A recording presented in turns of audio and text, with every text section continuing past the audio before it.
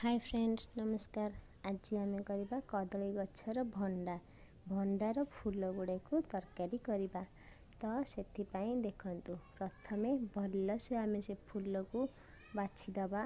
बाछवा तार कौन ये एमती भाव छड़ेवा छड़ेकिनी तार भितर जो धଳାर सरू सरू होई सेठी पक्का होची। देखंतु सरू सरू डुबा डुबा ता अगर थिबो आ पूरा सरू सरू से धଳାटा ताकू बाहर करदबा कहीं सी सीझबनी से भी हजम हेनी ताकू खाइले तो ताकू आम बाहर करदबा। देखंतु